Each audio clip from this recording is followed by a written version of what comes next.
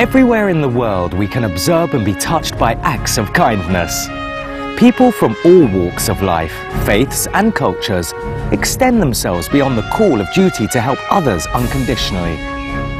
Through their noble deeds, humanity as a whole is elevated. To commend virtuous actions and encourage more people to be inspired by their examples, Supreme Master Ching Hai has lovingly created a series of awards, including the Shining World Leadership Award, Shining World Compassion Award, Shining World Hero and Heroine Awards, Shining World Honesty Award, Shining World Protection Award, Shining World Intelligence Award, and Shining World Inventor Award to recognize some of the most exemplary, generous, caring, and courageous people who walk amongst us.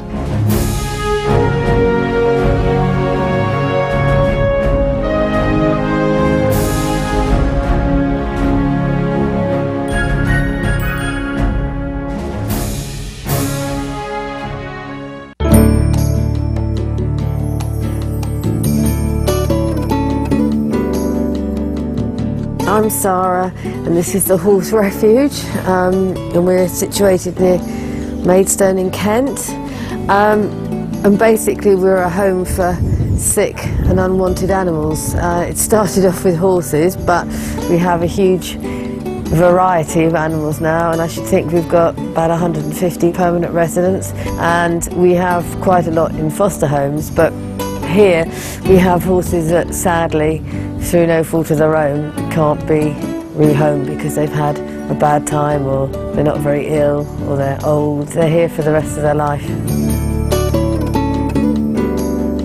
Once the personal assistant to Lord Houghton of Sowerby, Sarah Tuppin worked in the British Parliament, focusing on animal welfare legislation. Mixing and mingling with politicians, she enjoyed the privileges of her position.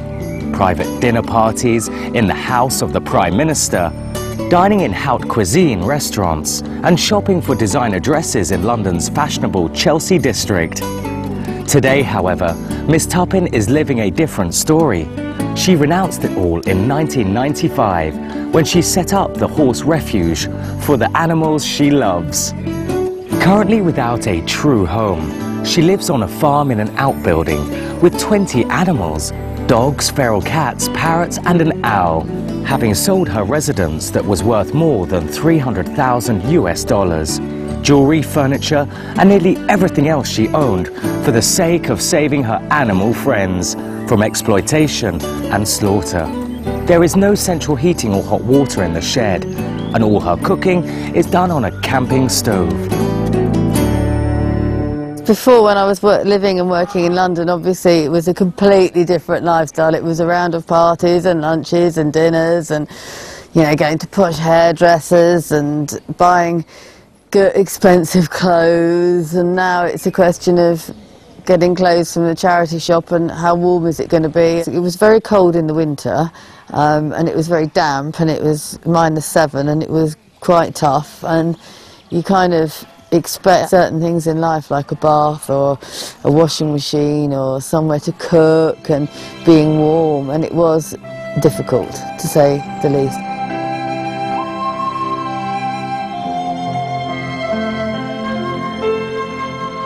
With frostbitten fingers and painfully purple feet, her heart pulls her out of bed at 5:30 every morning to tend to 50 fragile horses and other vulnerable animals. Teary, sleepless nights, worrying about their well-being, she curls up in bed with a woolly hat, gloves and 2 pairs of socks, but must get up every couple of hours to medicate some residents, like Good Girl the horse. I mean, poor Good Girl, because of the way she is, I'm up every three or 4 hours in the night to make sure she hasn't fallen or anything, and to make sure she gets an extra feed and she gets round-the-clock medication. She's got serious liver damage due to ragwort poisoning, and sadly, I mean, if she was a human, she would be on the transplant list.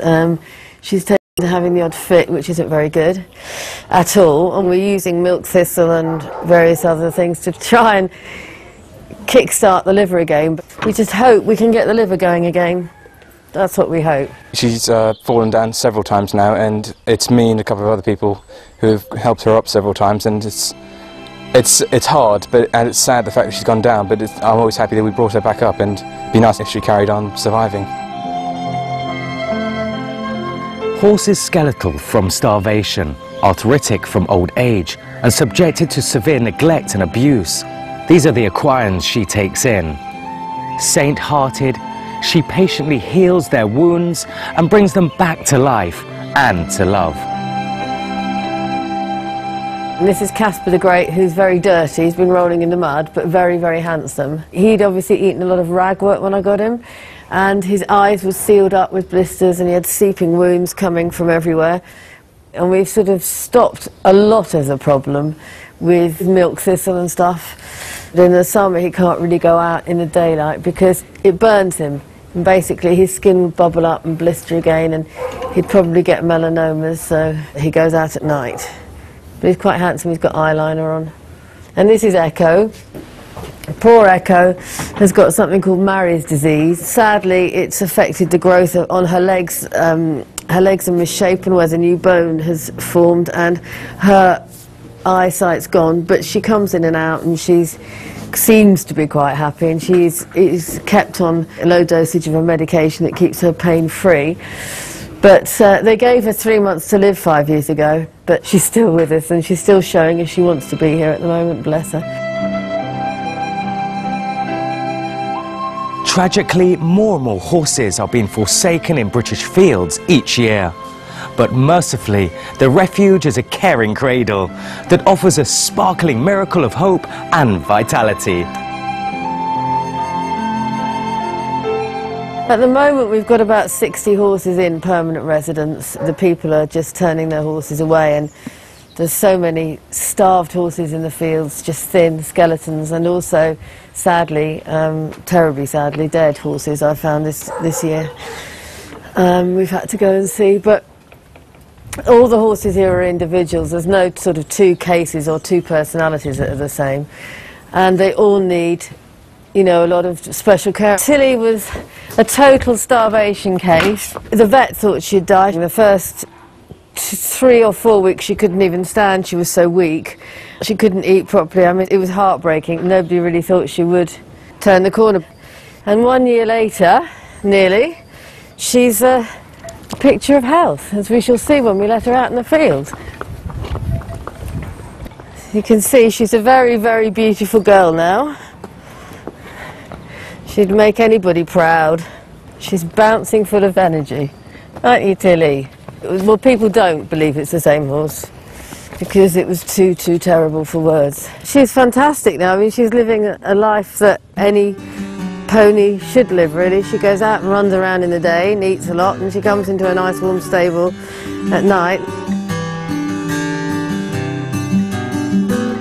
The Horse Refuge tries its best to find new homes for the horses, but in most cases the equines will stay with Sarah Tuppin for life.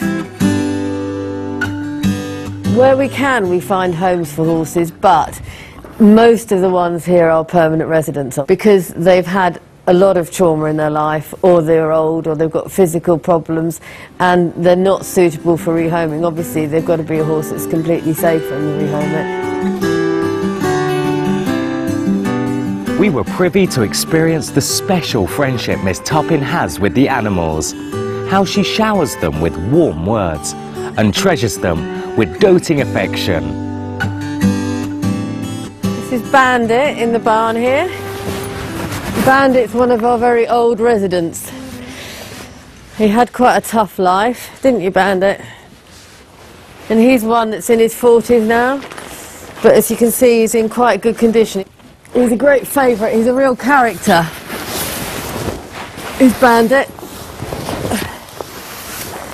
He's a very funny boy. He's got his pyjamas, because the temperature really drops at night, doesn't it? And he's old, he needs to be kept warm. Don't you, my darling? Sadly for us all, we lost our beloved old Shire horse James last week, aged about 44. And he was Bandit's friend. But I have to say, Bandit seems to be coping with it a lot better than we are. I don't know why. Maybe he's just old and wise, and he knows more than we do, and he knows that James is in a better place. As a little girl, Miss Tuppence set up an animal hospital in the family kitchen, nursing injured pigeons, mice and hedgehogs. Now the sanctuary is home to a colourful family of approximately 150 animals.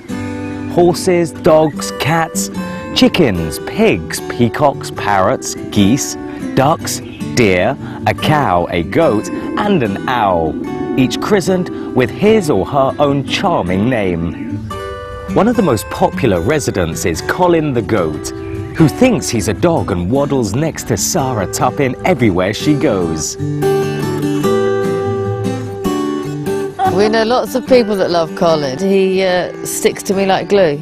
Well, this is an farm cow called Honey, and Honey is quite elderly. I think she's about 18, and she's very, very friendly and very friendly with people. And although we're not a cow sanctuary as such, I thought it was just nice so people can come and maybe stroke her and brush her and learn how special she is, and then maybe be a bit less inclined to eat cows. It's the plan. Hopefully, if people can interact with the animals and the wide variety we have here, they will be less inclined to eat them.